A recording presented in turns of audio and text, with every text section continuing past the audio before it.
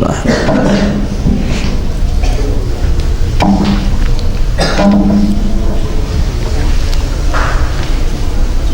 نحمدک یا مجیب کل سائل والصلاة والسلام علی سید الانبیاء والمرسلین وعلى آلہ واصحابہ وازواجہ وعلماء اہل السنت اجمعین اما بعد فاعوذ باللہ من الشیطان الرجیم بسم اللہ الرحمن الرحیم من یطع الرسول فقد اطاع اللہ آمنت باللہ صدق اللہ العظیم وصدق رسولہ النبی الکریم مولایا صلی وسلم دائما ابدا علی حبیبک خیر الخلق کلہم۔ احباب ذی وقار بحمدہ تعالی آج کا یہ مقدس دن یکم محرم الحرام شریف 1436 سن ہجری بروز اتوار کئی اعتبار سے اہمیت کا حامل ہے۔ قمری اعتبار سے، اسلامی اعتبار سے اسلامی سال کا یہ پہلا دن شمار کیا جاتا ہے، اور اس دن سیدنا خلیفہ ثانی عمر بن خطاب رضی اللہ تعالی عنہ کی شہادت ہوئی، اس اعتبار سے بھی اہمیت کا حامل ہے۔ ہم نے ایک جملہ بولا 1436 سن ہجری کا آج پہلا دن ہے، اس کا مطلب تھوڑا سا وضاحت کر دیں۔ اس کا مطلب یہ ہے کہ رسول کریم صلی اللہ علیہ وسلم کو مکہ شریف سے ہجرت کیے ہوئے مدینہ کے طرف 1435 سال مکمل گزر چکے ہیں۔ 1435 سال مکمل،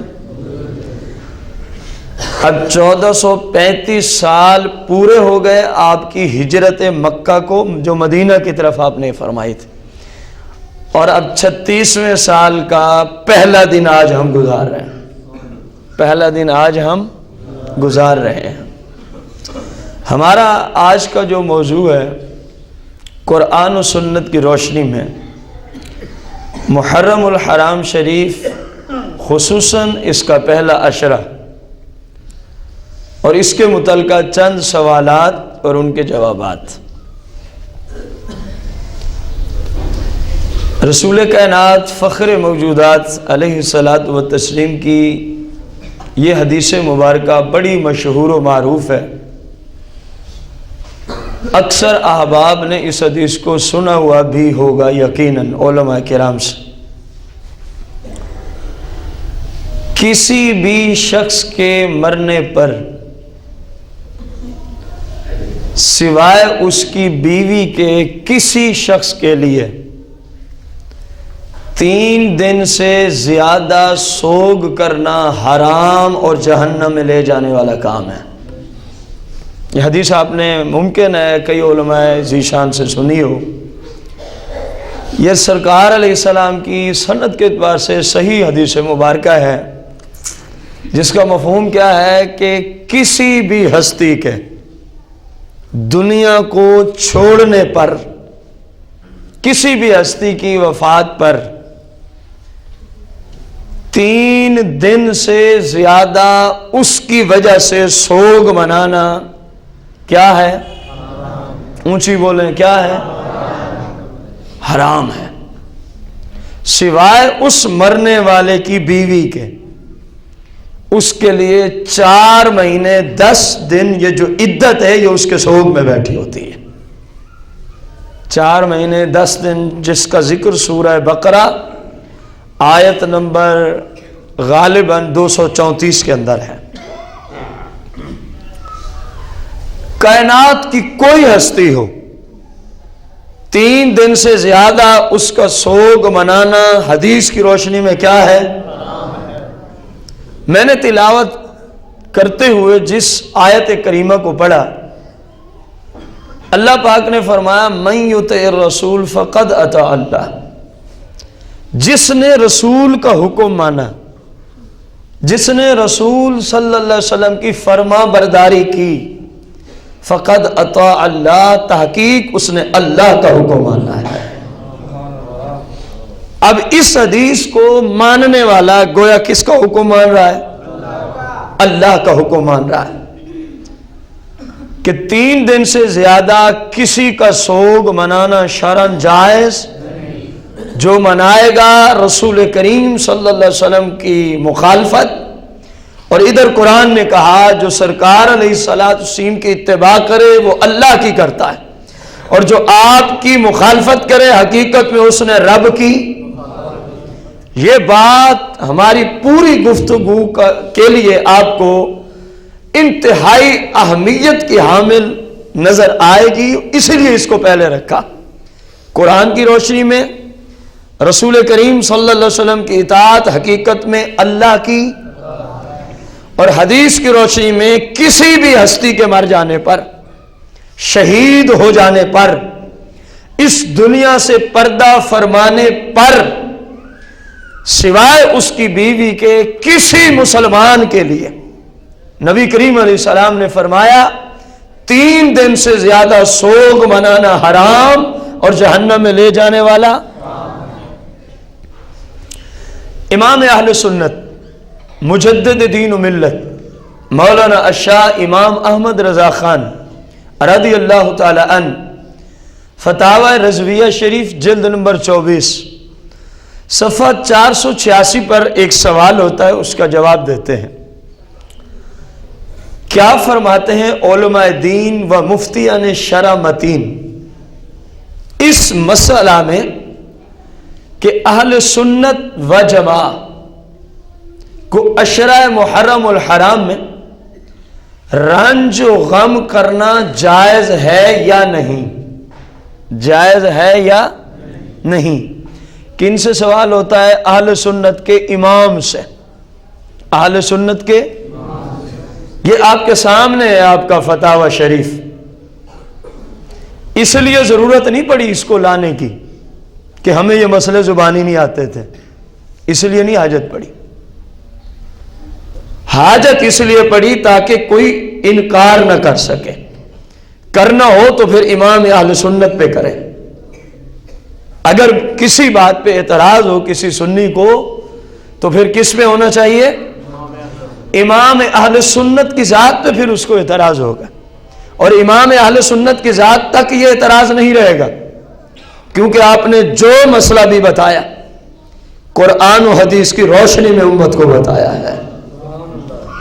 ہر مسئلے پر قرآن کی آیات اگر وہ صراحت کے ساتھ نہیں تو سرکار علیہ السلام کی احادیث مبارکہ یا کم از کم ائمہ احناف سے آپ نے اس مسئلے پر روایت کو ضرور نقل فرمایا ہے، روایت پر ضرور۔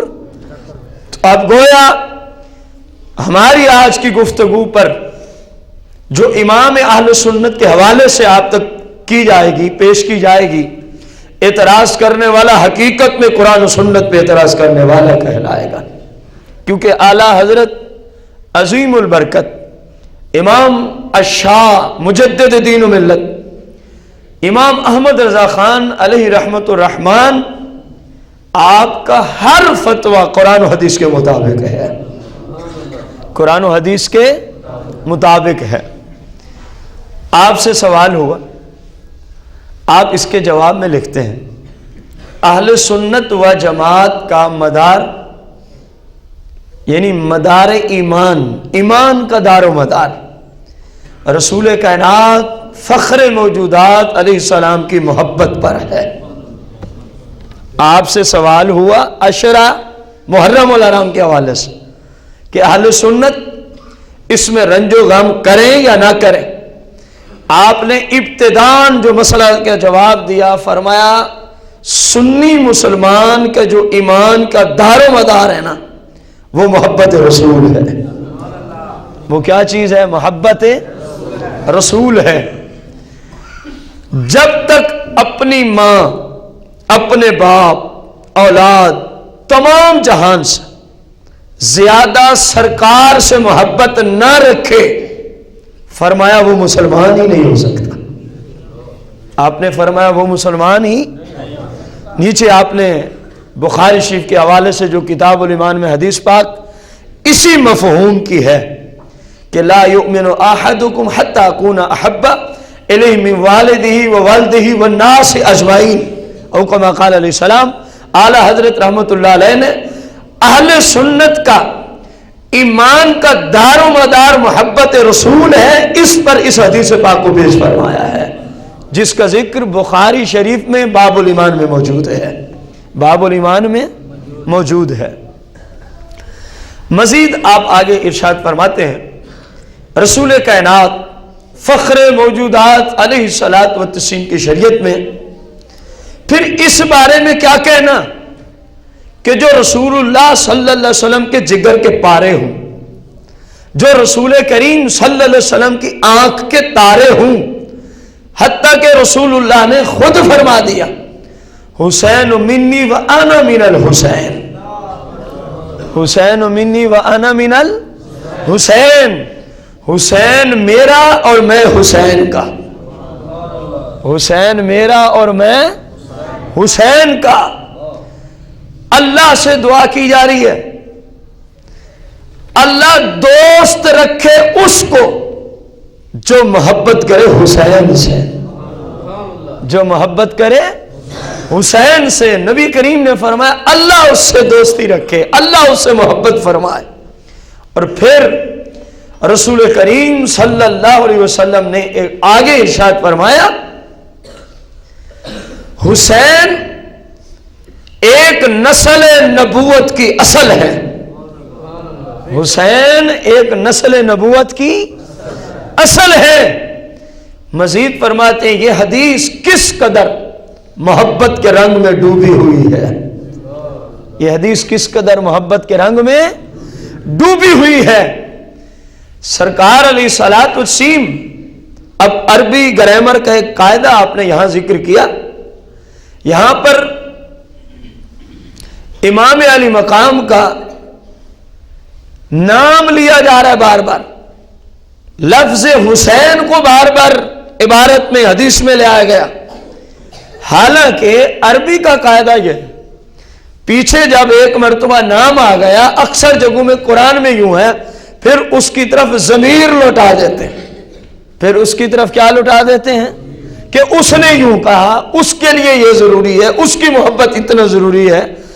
یہاں اعلیٰ حضرت فرماتے ہیں سرکار علیہ السلام نے ضمیر نہ لوٹائی، بلکہ ہر جگہ امام پاک کا نام لیا محبت کو بڑھانے کے لیے، محبت کو بڑھانے کے لیے، اور ہر بار لذت محبت کے لیے امام علی مقام کا کیا لیا گیا؟ نام مبارک لیا گیا، نام مبارک لیا گیا۔ پھر فرماتے ہیں واللہ، اللہ کی قسم، کون سا سنی مسلمان ہوگا، کون سا سنی جسے واقع کربلا کا غم نہیں ہوگا، جسے واقع کربلا کا غم اور چیز ہے، سوگ اور چیز ہے۔ آگے آ رہی ہے کہ سوگ میں کیا کیا بلا آتی ہے، غم اور چیز ہے۔ غم تو مدار ایمان ہے، کیونکہ اوپر کہا کہ سنی کے ایمان کی اصل محبت رسول ہے، اور آگے رسول اللہ نے فرمایا میں حسین کا، حسین میرا، میں حسین کا اور حسین، تو ان کے غم کو غم ہی نہ سمجھا جائے تو یہ خارجیت ہے، یہ سنیت نہیں ہے، یہ خارجیت ہے، یہ دشمن اہل بیت کا کام ہو سکتا ہے، کسی سنی سے ممکن۔ اس لیے آپ نے فرمایا کیسے ممکن ہے کہ ہو مسلمان سنی اور اس کو شہزادہ بطول کا غم نہ ہو جو کربلا میں واقع ہوا؟ فرمایا یہ ناممکن ہے، یہ ناممکن بات ہے. دل ان کی یاد سے افسردہ ہے, دل ان کی یاد سے افسردہ ہے. جو ان پہ ظلم و ستم ہوئے, جو مصائب ان پہ ڈھائے گئے, دل اس پہ افسردہ ہے, آنکھیں نم ہیں, آنکھیں. لیکن فرمایا ہم کیونکہ رسول کریم صلی اللہ علیہ وسلم کی محبت ہمارے ایمان کا دار و مدار ہے, اس لیے حکم یہ ہے کہ ہر مصیبت پہ صبر کیا جائے. ہر مصیبت پہ کیا چاہیے کیا جائے؟ ہر آنے والے دکھ پر, آ گیا آئے گا, آ کے چلا گیا, اللہ کی طرف سے حکم کس چیز کا ہے؟ صبر کا ہے. فرمایا ہم صبر سے کام لیں گے. سنی کس چیز سے کام لے گا؟ صبر سے. جزا فضا کی اسلام میں اجازت نہیں, جزا فضا کی اسلام میں اجازت نہیں. جس کو شریعت منع کرتی ہے, جس کو شریعت کیا کرتی ہے؟ منع کرتی ہے. اس کے مختلف طریقے ہیں جن کا ذکر جتنا ممکن ہوا انشاءاللہ آ جائے گا. اعلیٰ حضرت رحمت اللہ علیہ فرماتے ہیں اگر کسی سنی کو اس واقعہ کربلا کا غم نہیں تو پھر اس کو کم از کم اس بات کا غم ہونا چاہیے کہ مجھے ان کے واقعے کا غم کیوں نہیں, مجھے ان کے واقعے کا غم. اپنے آپ سے سوال کرے میں مسلمان ہوں, اپنے آپ سے سوال کرے کیا میں مسلمان ہوں؟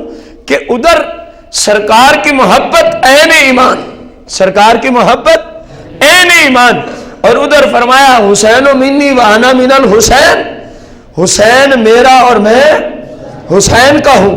جس سے محبت ہوتی ہے اس کی دکھ تکلیف کو اپنا دکھ تکلیف سمجھا جاتا ہے, اپنا دکھ. اور اس لیے فرمایا جس کو ان کی شہادت کا غم نہیں اس کو سوچنا چاہیے کہ مجھے کیوں غم نہیں, اس کو پھر اس چیز کا غم ہونا چاہیے کہ میرے ایمان میں کمی ہے, میرے ایمان میں کیا ہے.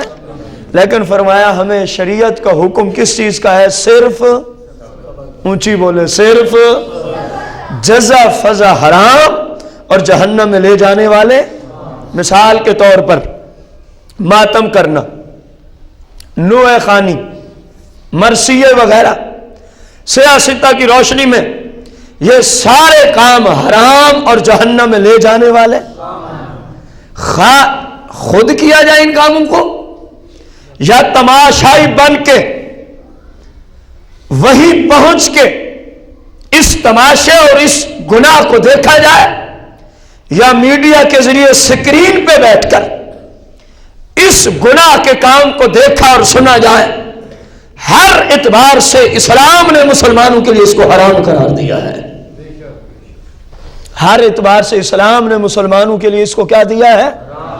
سرکار کی تو یہاں تک حدیث مبارکہ ہے نوحے والوں کے لیے, نوحے کرنے والوں, سننے والوں, کان کھولو.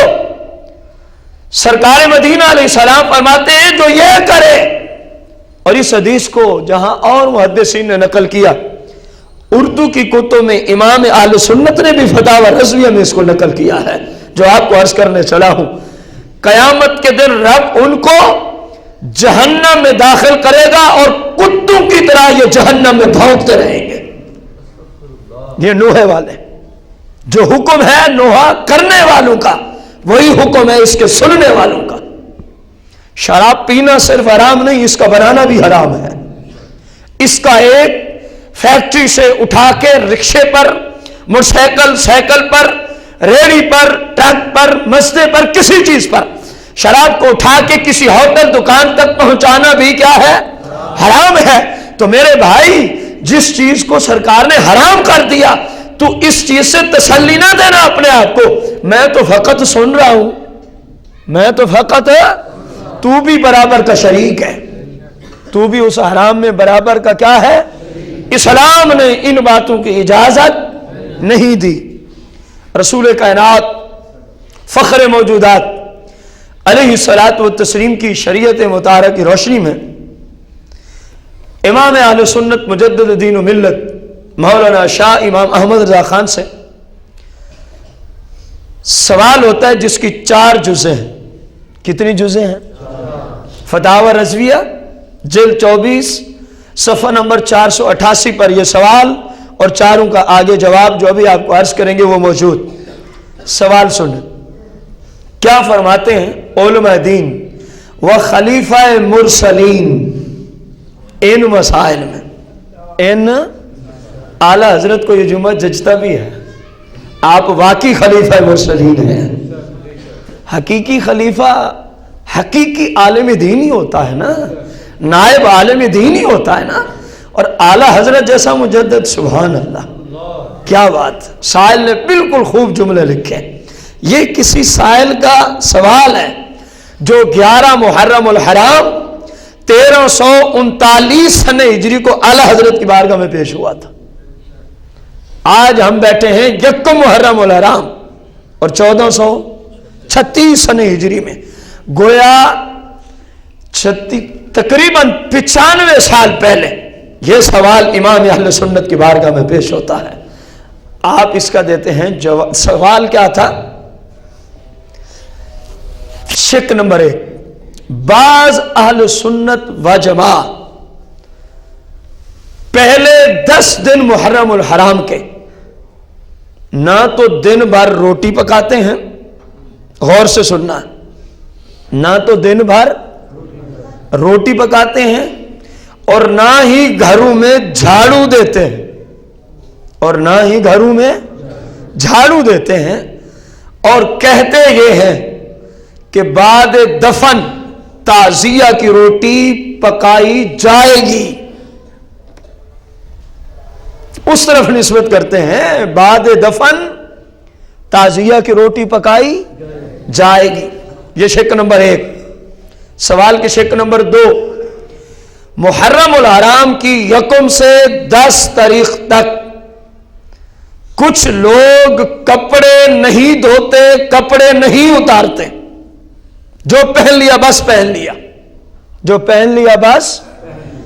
سوال کی شک نمبر 3, اور اس کو ذرا تحمل سے سننا بھی ہے, اور کوئی بات ہو تو پھر اعلیٰ حضرت اور آپ نے کیونکہ قرآن و حدیث کی روشنی میں جواب دیا, پھر سوچ کے اس پہ کلام کرنا.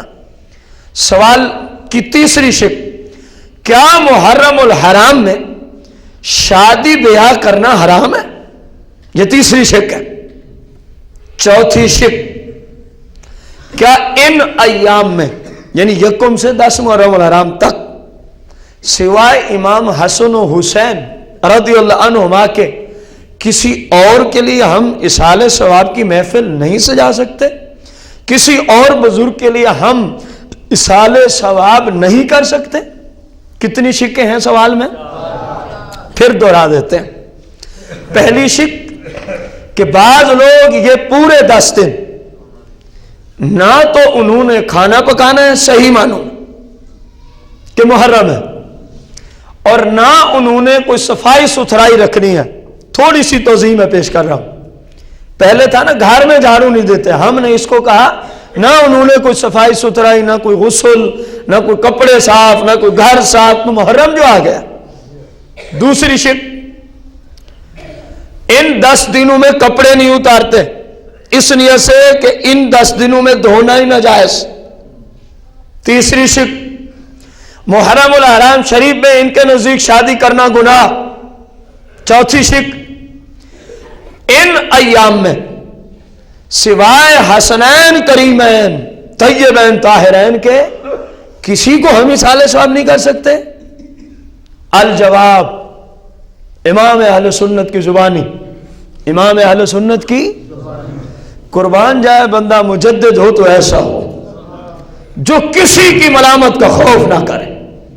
پتہ تھا لوگ میرے خلاف آوازیں کسیں گے, میں ایسا جواب دے رہا ہوں شریعت کی روشنی میں جو ان کو پچے گا نہیں.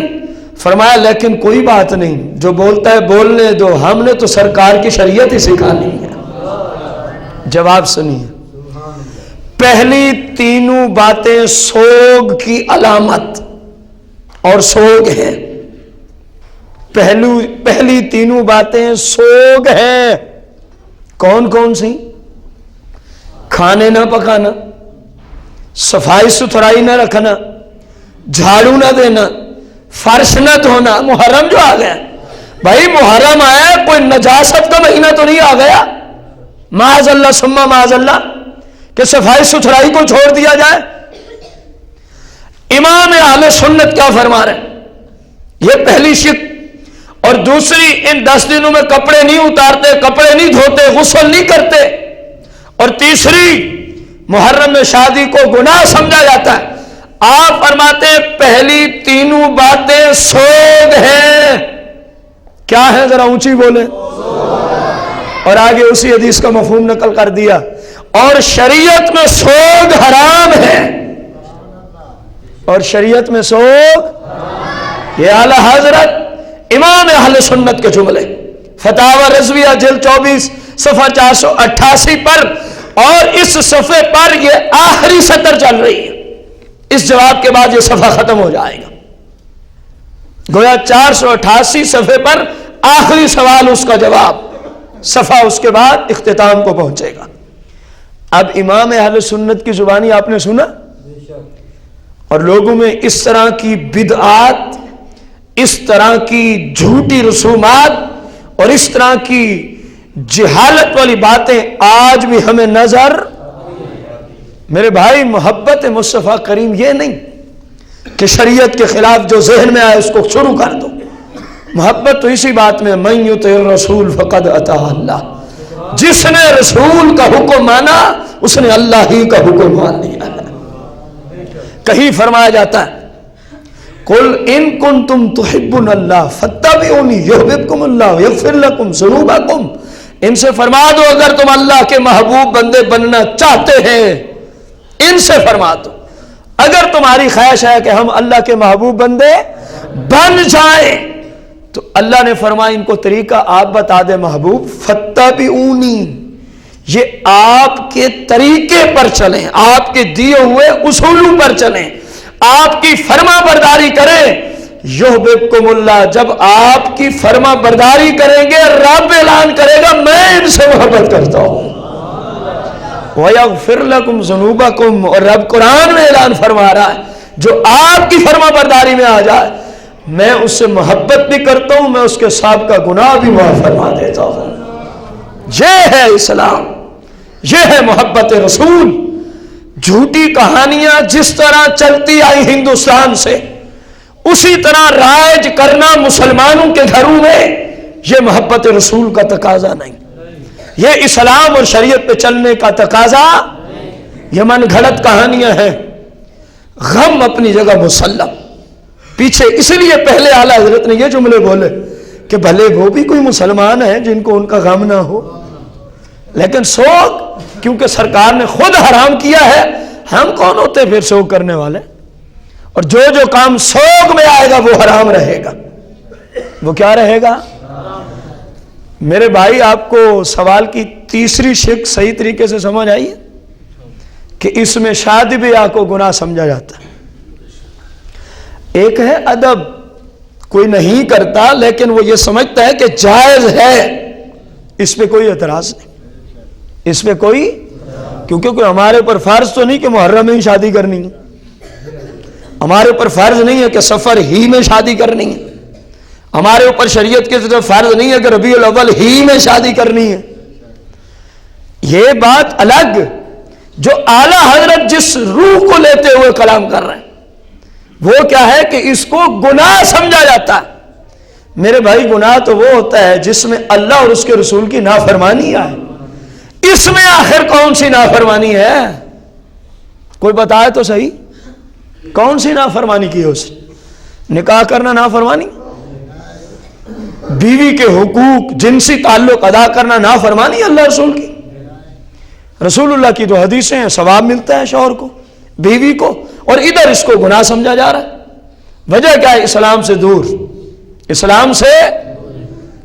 بھائی میرے، سن 61 ہجری کا وہ واقعہ ہے جس کا سوگ سینکڑوں سال گزرنے کے بعد آج بھی رائج ہے، اور سرکار نے فرمایا 3 دن کے بعد سوگ حرام ہو جاتا ہے۔ سوگ کیا ہو جاتا ہے؟ سوائے اس عورت کا جس کا شوہر وہ 4 مہینے 10 دن جو عدت بیٹھتی ہے وہ اپنے شوہر کے سوگ میں بیٹھتی ہے، اپنے شوہر کے سوگ میں بیٹھتی ہے۔ رسول کائنات فخر موجودات علیہ الصلوۃ والسلام کا یہ نائب امام اہل سنت چوتھی شک کا جواب لکھتا ہے. کیا لکھتے ہیں آپ؟ کیا فرماتے ہیں آپ؟ فرمایا جو چوتھی بات ہے وہ تو صرف جہالت ہے کہ ان دنوں میں سوائے ائمہ کرام کے، سوائے کربلا والوں کے کسی اور کے لیے ہم اصحال ثواب نہیں کر سکتے. فرمایا یہ جہالت ہے. یہ کیا ہے؟ آگے اصول لکھتے ہیں ہر مہینے میں، ہر تاریخ میں، ہر دن میں، ہر وقت میں جس کے لیے چاہیں اصحال ثواب اسلام میں جائز ہو جائے. اسلام میں کیا ہوتا ہے؟ ہمارے اسلام اصحال ثواب کے لیے کوئی دن مختص نہیں ہے کہ فلاں دن ہوگا تو فلاں نہیں ہوگا. 40 دن پورے نہیں گزرے تو 40ویں کی محفل نہیں ہو سکتی. یہ تو جہالت ہے. 40 دن سے 2 دن اوپر جائیں گے تو پھر ہی 40ویں کی محفل ہم سجائیں گے. یہ تو جہالت ہے. اسلام نے کوئی وقت اصحال ثواب کے لیے مقرر، جب چاہیں جس وقت چاہیں. بس 2 شرطیں ہیں، کرنے والا بھی مسلمان ہو، جس کو کیا جا رہا ہے وہ بھی ہر وقت ٹھیک ہے، ہر وقت، اور کرتے بھی مسلمان ہی ہیں الحمدللہ.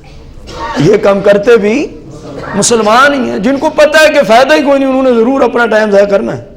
پتہ ہے کہ آگے والے کو اس کا کوئی فائدہ، ساری زندگی تو سرکار کو بھونکتا رہا. کوئی جو ہے وہ صحابہ کو بھونکتا ہے، کوئی اہل بیت کو، پھر ان کے ورثاء کو پتہ ہوتا ہے یار فائدہ ویسے ہی کوئی نہیں ہونا کیونکہ گستاخی پہ مر گیا بے ایمان، تو کیا فائدہ خواہ مخواہ ٹائم بھی ضائع کریں، پیسہ بھی لگائیں. جن کو پتہ ہے نا وہ مسلمان ہی تھا، وہی پیچھے سے سب کچھ کرتے ہیں، وہی پیچھے سے سب کچھ. اب اسی سے ایک بات اور آئی. ہمارے یہاں ایک رسم کہہ لیں یا جہالت کہہ لیں، اگر اس کو سوچ سمجھا جاتا ہے تو پھر حرام کہہ لیں.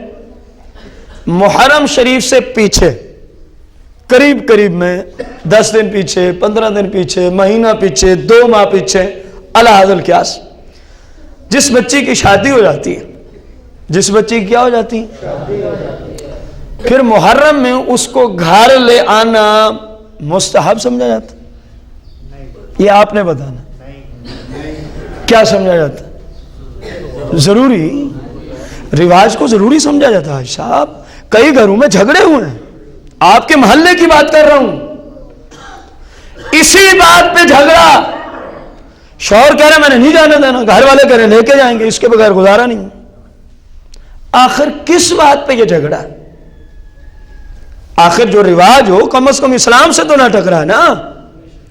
یہ بھی تو رواج ہی تھا نا. اعلی حضرت سے جو اوپر 3 سوال ہوئے کہ لوگوں کا رواج ہے جی ان دنوں میں کپڑے نہیں دھوتے. آپ نے فرمایا یہ سوگ کی علامت ہے اس لیے حرام ہے. اس لیے کیا ہے؟ فرمایا لوگوں میں رواج عام ہو گیا کہ وہ ان 10 دنوں میں صفائی ستھرائی کا لحاظ نہیں رکھتے، جھاڑو نہیں دیتے، فرش نہیں دھوتے.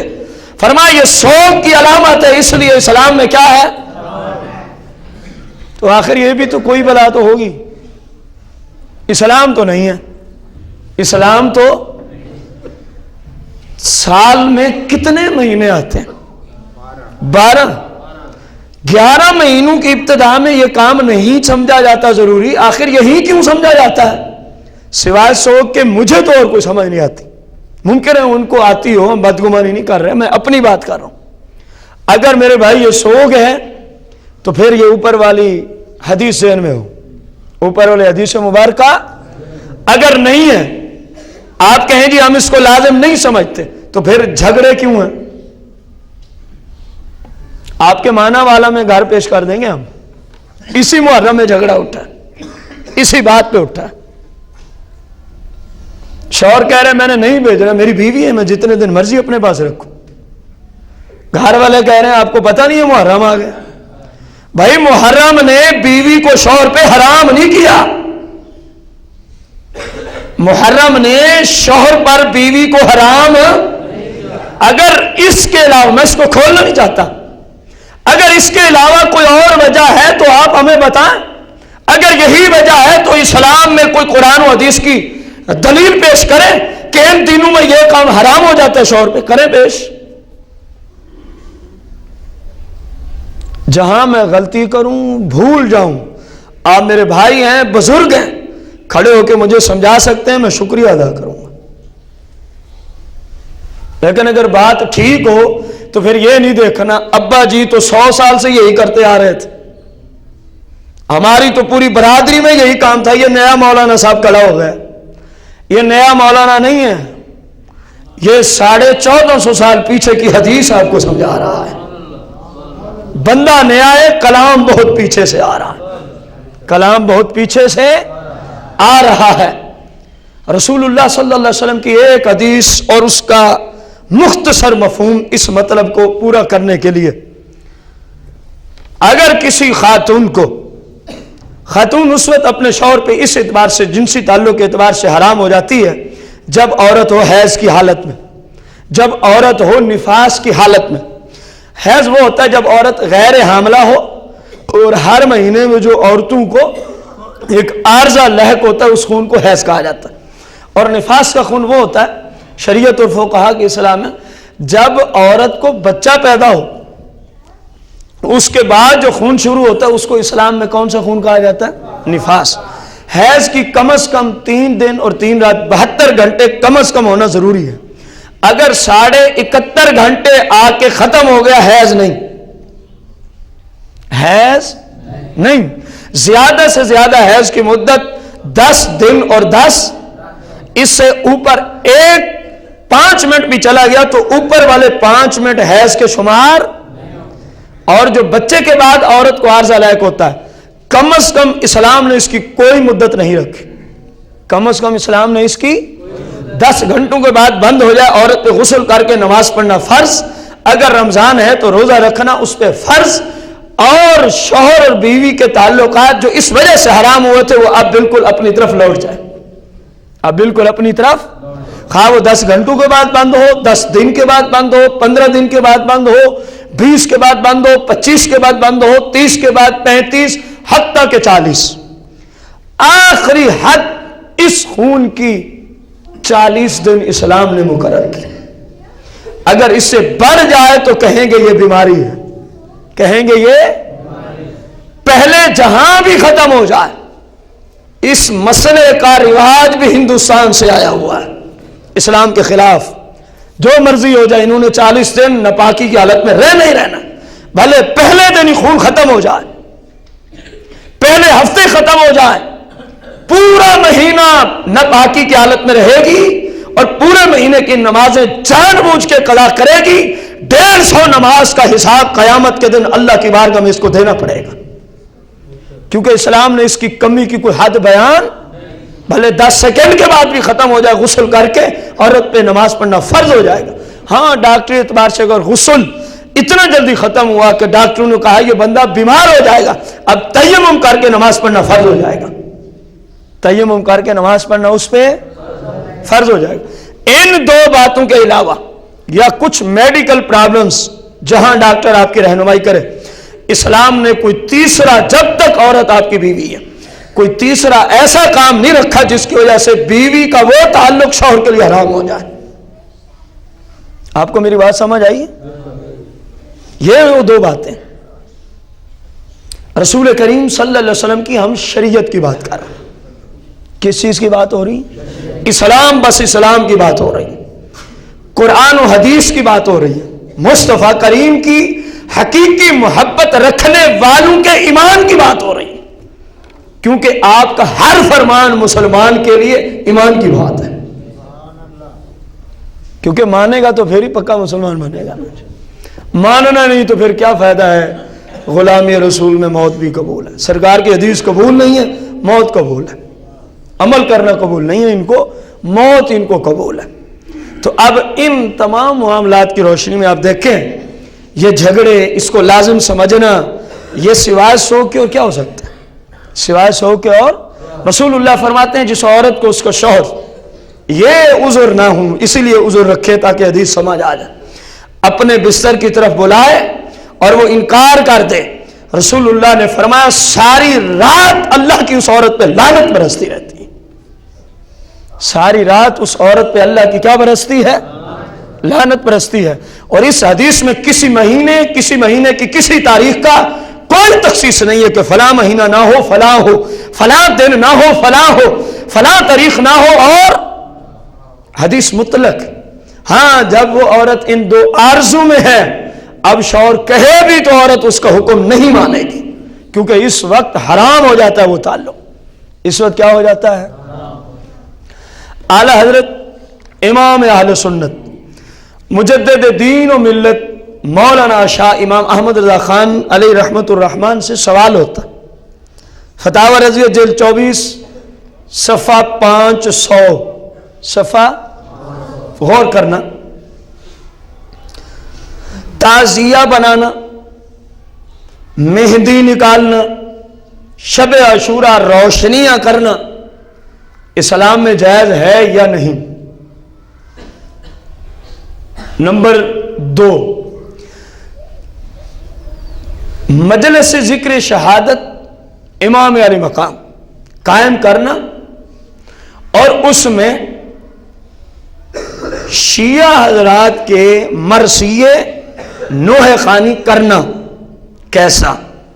نمبر 3، کیا حضرت سیدنا قاسم رضی اللہ عنہ کی شادی میدان کربلا میں ہوئی جس کی بنا پر آج مہندی ان کی نکالی جاتی ہے؟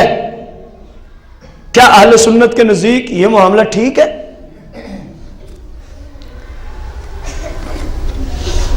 روز عاشورہ یعنی 10 محرم الحرام میلہ کرنا اور جو تعزیہ پہلے بنایا گیا اس کو دفن کرنا، اس کو کیا کرنا؟ دفن کرنا، اور اس پہ فاتحہ پڑھنی جائز ہے یا نہیں؟ اسی طرح 12ویں 20ویں اور 40 دن بعد ان نفوس قدسیہ کے لیے کبھی تیجے کی محفل، کبھی 40ویں کی محفل، یہ اس طرح کرنا جس طرح کہ کی جاتی ہیں جائز ہے کہ نہیں؟ آپ فرماتے ہیں جواب، پہلا سوال ہوا تھا تعزیہ بنانا اور مہندی نکالنا، تعزیہ بنانا اور سیدنا قاسم رضی اللہ عنہ کی مہندی جائز ہے کہ نہیں؟ آپ اس کا جواب دیتے ہیں تعزیہ، مہندی اور اس رات کو روشنی کرنا ناجائز اور بدعت قبیحہ ہے، ناجائز اور بدعت۔ آپ نکالتے نہیں ہیں لیکن کچھ لوگ دیکھتے ہیں، رولا یہ ہے، اس لیے اس سوال کو ادھر شامل کیا گیا۔ میرے بھائی یہ مہندیاں، یہ شادیاں، جی یہ ہو گیا وہ، یہ سب جھوٹ ہے، یہ سب کیا ہے؟ چلو بندہ آپ سے ایک سوال عقلی طور پہ کرے، ہمارے گھر میں کوئی ایک بندہ مر جائے، کوئی امتحان نہ ہو، کوئی غریب الوطنی نہ ہو، کوئی مدینہ جیسا شہر چھڑوایا نہ گیا ہو، حالانکہ مدینے کا رہائشی نہ ہو، مدینے کے رہائشیوں کا بھی سردار ہو، ایک بندہ مر جائے یا کم از کم مرنے کے قریب والی حالت بیماری میں ہو، گھر کا مین بندہ، تو اس گھر میں شادی کی محفل سجائی جائے گی؟ یار کوئی عقل بھی کم از کم مانے کسی بات کو۔ کیسے جاہل ہیں یہ لوگ، ان پہ اتنا بڑا امتحان، اتنی بڑی آزمائش، غریب الوطن ہے، مدینہ جیسا شہر جن سے چھڑوایا گیا، جن سے یزید پلید کی وجہ سے، اگر آپ نہ چھوڑتے تو مدینے میں خون ریزی ہو جاتی، اس لیے آپ نے چھوڑا کہ میں نہیں چاہتا میری وجہ سے میرے نانے کے شہر میں خون ریزی ہو۔ مکہ شریف پورے ورلڈ سے لوگ حج کرنے گئے ہوئے، اور جو حاجیوں کا سردار ہے، جو ولیوں کا سردار ہے، جو مجتہدین کا سردار ہے، وہ مکہ کو حج کے دنوں میں چھوڑ کے کوفہ کو جا رہا ہے، نیت صرف یہی ہے میری وجہ سے بیت اللہ میں خون ریزی نہ ہو جائے، میری وجہ سے بیت اللہ میں خون ریزی نہ ہو جائے۔ پھر کربلا جیسے میدان میں ہو، اس طرح کے معاملات میں سامنے دشمن کی فوج ہو، وہاں کیا معاذ اللہ اپنے بھتیجوں اور بیٹوں کی شادیوں کے فنکشن ہوتے رہتے؟ کم از کم کچھ عقل کو بھی دخل ہونا چاہیے کہ نظام کیا ہے اور بات کیا کی جا رہی۔ تو اعلیٰ حضرت عظیم المرتبہ مجدد دین و ملت مولانا شاہ امام احمد رضا خان رضی اللہ عنہ فرماتے ہیں کہ یہ بدعت کبیرہ اور ناجائز اور گناہ ہے۔ جس طرح کرنا گناہ اسی طرح اس کا دیکھنا، بھلے تماشائی بن کے بھی جائیں، بھلے چلو ان کا تماشا ہی دیکھ لیتے ہیں، بھائی گناہ کو تماشے کے طور پہ دیکھنا بھی گناہ ہوتا ہے، دیکھنا بھی کیا ہوتا ہے؟ گناہ ہوتا ہے، یہ یاد رکھ۔ رسول کائنات فخر موجودات علیہ الصلوۃ والسلام کی شریعت مطہرہ کی روشنی میں اگلے سوال کا جواب دیا امام اہل سنت نے کہ آپ کے طرف منسوب کرتے ہوئے محرم شریف میں شہادت کی محفلیں رکھنا، ذکر حسین کی محفلیں رکھنا، اعلیٰ حضرت فرماتے ہیں جب کہ قرآن و حدیث اور صحیح روایات کے مطابق پڑھنے والا ہو تو بہت بڑا اجر عظیم ہوگا، بہت بڑا اجر، سننے والوں کو بھی، کروانے والوں کو بھی اور کرنے والوں کو بھی۔ فرمایا شرط یہ ہے قرآن حدیث اور صحیح روایات، جو من گھڑت روایتیں آج پیش کی جاتی ہیں ہمارے پلیٹ فارم پہ بھی اہل سنت کی بات کی، کئی ان میں ایسے جہلاء آ گئے جو الف با تا کو درس نظامی کی دنیا میں نہیں جانتے، لیکن آج وہ خطیب اہل سنت ہیں، آج وہ کئی ہزار پہ بک ہوتے ہیں ایڈوانس۔ ایسے جہلاء جب یہاں آتے ہیں تو انہوں نے کیونکہ لوگوں کی جیبوں سے 40-50 ہزار روپیہ نکالا ہوتا، اب انہوں نے من غلط کہانیاں شیعوں کی کتابوں سے آپ کو غلط اور جھوٹی کہانیاں سنا کے آپ کے دل کو، آپ کو اس طرح مجروح کرتے ہیں کہ پتہ چلتا ہے کہ شاید یہ مجمع ہی ان کا ہے، شاید یہ مجمع ہی۔ اس لیے اعلیٰ حضرت نے فرمایا قرآن حدیث اور صحیح روایات پیش کرنے والا بندہ ہو جو پڑھنے کے لیے آ رہا، تو فرمایا پھر ضرور اللہ کی بارگاہ سے اس کا اجر و ثواب ہوگا، ضرور اللہ کی بارگاہ میں اس کا اجر ہو۔ آگے آ گیا امام قاسم کی شادی اور مہندی، تیسرا سوال جو ہوا آپ اس کا جواب دیتے ہیں، نہ یہ شادی ثابت ہے، نہ ہی سیدنا قاسم رضی اللہ عنہ کی کربلا میں، نہ یہ شادی ثابت ہے اور نہ یہ مہندی، یہ سوائے اختراع اور بدعت کے اور کچھ بھی نہیں، اختراع اور بدعت کبیرہ کے اور کچھ بھی نہیں۔ تو معلوم ہوا کہ اس طرح کے کام جس طرح کرنا ناجائز، اسی طرح ان کاموں کو دیکھنا اور شرکت کرنا بھی اور مالی طور پہ ان کی مدد کرنا بھی برابر کا گناہ میں شریک ہوگا، وہ برابر کا گناہ میں۔ آخری سوال جو اس سوال میں اعلیٰ حضرت سے ہوا کہ 10 محرم الحرام کو میلے لگانا، آپ نے فرمایا جو میلوں میں آج کل یعنی آپ کے زمانے میں ہندوستان میں جو ہوتا تھا، فرمایا جو کچھ ہوتا ہے یہ سب بدعات اور گناہ اور شریعت کی روشنی میں ناجائز، ہاں کرنا ہے 10 کو کر، 9 کو کر، 8 کو کر، 11 کو کر، 12 کو کر، پورے مہینے میں جب کرنا ہے تو ان لوگوں کا ذکر خیر کر، اس کی محفل سجا، محفل ذکر حسین سجا، شہادت حسین کے نام سے محفل سجا اور شریعت کی روشنی میں اس پہ بیان ہو، تو پھر اللہ کی رحمت برسے گی، پھر اللہ کی رحمت برسے گی، جس طرح کہ انشاءاللہ جیسے ہی اللہ کو منظور ہوا آپ کی مسجد میں بھی انشاءاللہ ہوگی انشاءاللہ الرحمن۔ اعلیٰ حضرت رحمت اللہ علیہ سے سوال ہوتا ہے 526 صفحہ نمبر پر، مجلس مرثیہ خوانی اہل تشیع میں اہل سنت جماعت کو شریک اور شامل ہونا جائز ہے یا نہیں؟ میں اب اس کو سادہ لفظوں میں بتا دوں۔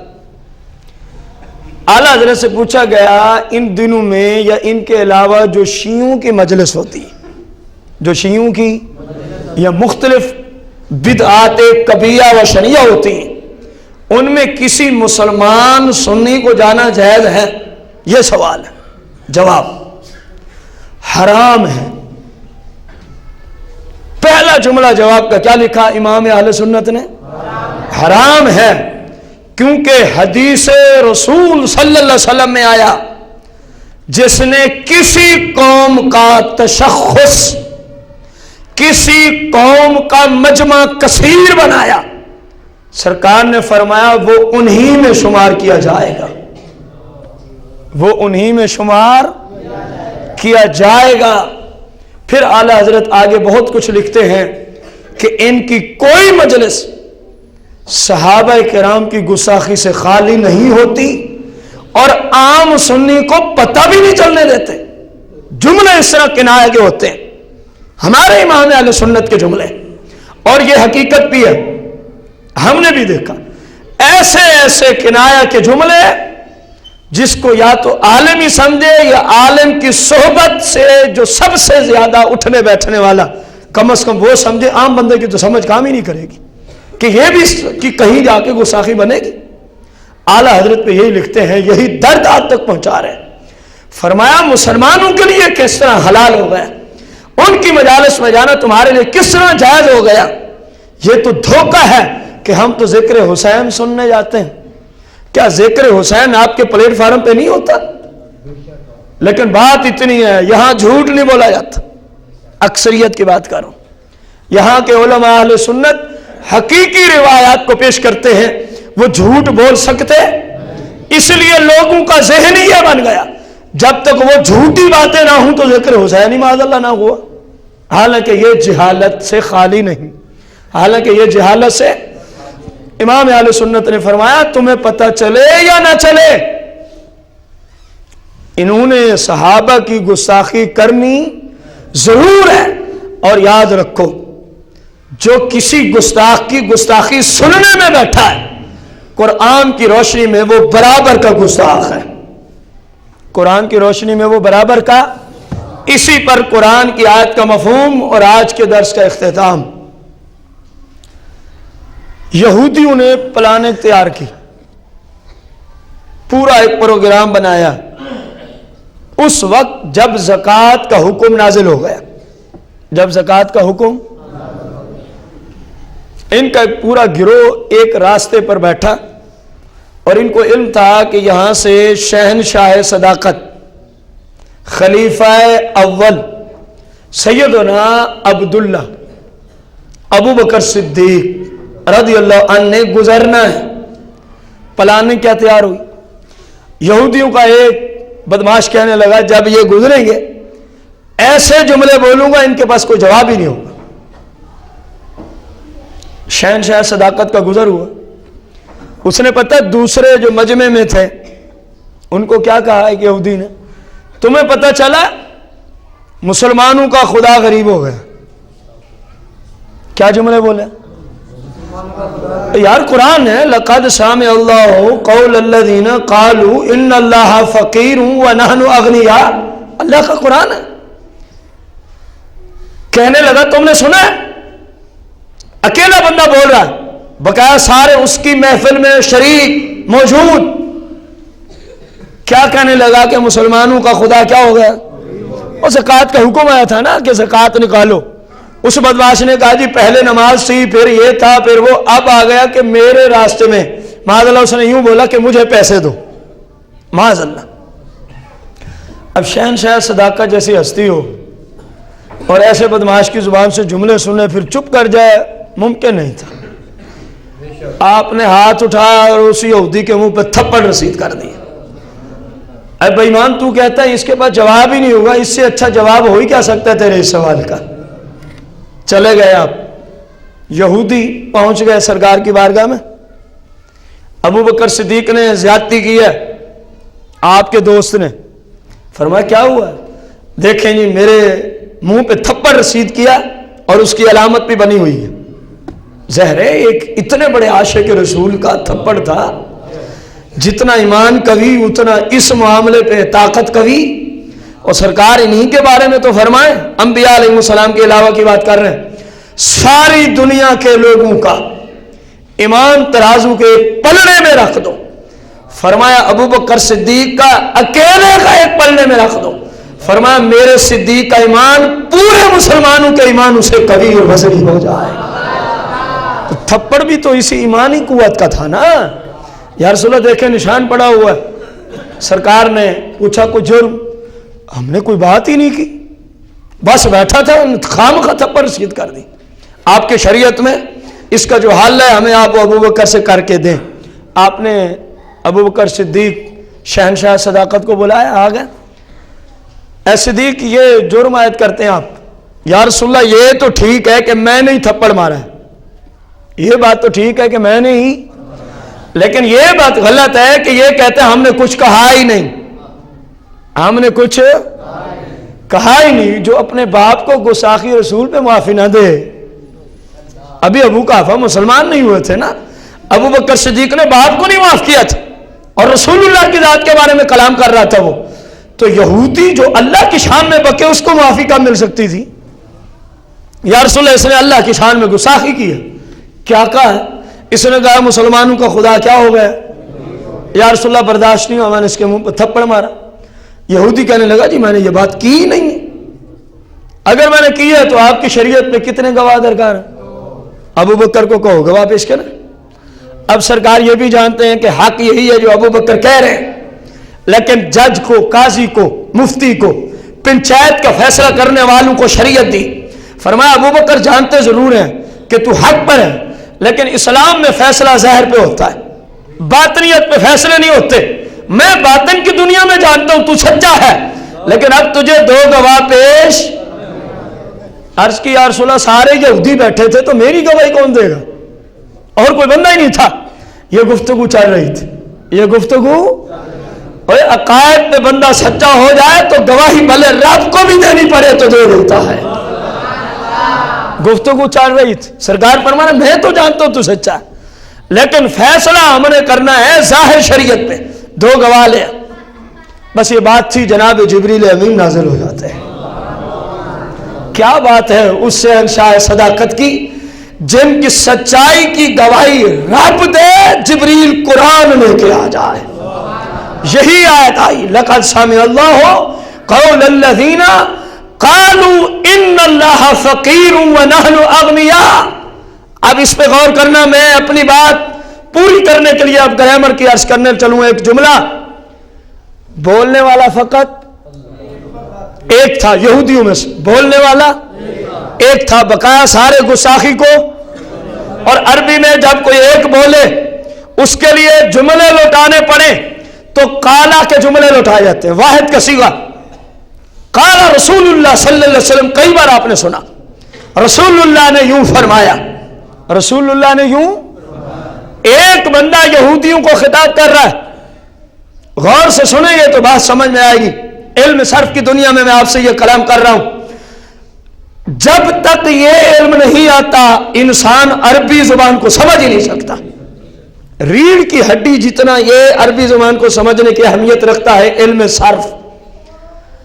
اب عربی کا قاعدہ تھا, ایک بول رہا تھا تو یوں قرآن نازل ہوتا, لقد سمع اللہ قول الذی قال ان اللہ فقیر ونحن اغنیاء. 2 جملے تبدیل ہو جاتے, اللہ زینا جمع کے لیے اور اللہ زی واحد کے لیے. اللہ زی ادھر اللہ زی نہیں, قالا ایک کے لیے, قالو سب کے لیے. قرآن میں قالا نہ آیا جب گستاخی نقل کی جا رہی ہے, کیا آیا؟ لقد سمع اللہ قول الذین قالوا ان اللہ فقیر ونحن. اللہ فرما رہے میں نے سنا ہے ان لوگوں کا کلام, ان قالوا جنہوں نے کہا, جنہوں نے, حالانکہ کہنے والا بقایا سارے سننے والے. قرآن کی روشنی میں ثابت ہو گیا, اللہ نے قرآن نازل کر کے بتا دیا جو گستاخی کر رہا ہے خواہ وہ ادھر کا ہو یا ادھر کا ہو, ان کی محفل میں بیٹھنے والا گستاخی میں برابر کا شریک ہوتا ہے. اگر کسی مائی کے لال میں جرت ہے اس اصول کو ٹھکرانے کے لیے تو قالو کا جواب پیش کرے. کیوں آیا جہاں قالو؟ حالانکہ بولنے والا ایک تھا تو عربی کا قاعدہ کالا آنا چاہیے. کیا آنا چاہیے؟ کالا آنا چاہیے تھا کہ اس ایک یہودی نے یوں بکواس کی, جبکہ رب نے کون سے جملے نازل کیے؟ قالو. ان سب نے یہ بکواس کی ہے, ان سب نے یہ بکواس کی ہے. معلوم ہوا ایسی محافل جن میں گستاخی رسول ہو, آپ کی ازواج کی گستاخی ہو, آپ کے صحاب کی گستاخی ہو, آپ کے اہل بیت اطہار کی گستاخی ہو, آپ کی ملت کے اولیاء عظام کی گستاخی ہو, ان میں جانے والا بھی اسی درجے کا مجرم ہے جس درجے پر سٹیج پہ بیٹھنے والا وہ گستاخ بھونکنے والا شخص جس درجے کا وہ گستاخ ہے، اس کے کلام کو سننے والے بھی اسی درجے کے گستاخ ہوتے ہیں۔ یہ قاعدہ کہاں سے ملا؟ قرآن سے اللہ نے دیا۔ جبریل آ گئے، یا رسول اللہ، اللہ فرما رہا ہے صدیق سچا ہے۔ صدیق کیا ہے؟ یہ جھوٹ بولتے۔ سرکار نے فرمایا کیا بات ہے صدیق تیری صداقت کی کہ رب تیری صداقت کی گواہیاں پیش کر رہا، اور قرآن بنا دیا قیامت تک کے دن کے لیے۔ غور کرو میرے بھائیوں، کتنی بڑی بات ہے کسی بندے کی، عام بندے کی، اللہ کی طرف نسبت کریں تو ہر بندہ عام ہی ہے، عام بندے کی صداقت کی گواہی رب خود دے، کتنی بڑی شان ہے، کتنی بڑی شان ہے۔ لیکن اس کے لیے ہوا کیا؟ معاملہ عقیدے پہ چلا تھا۔ کس پہ چلا تھا؟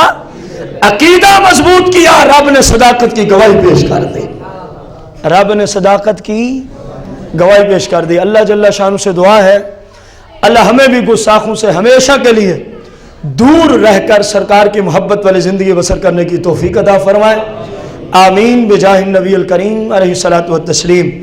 ایک مرتبہ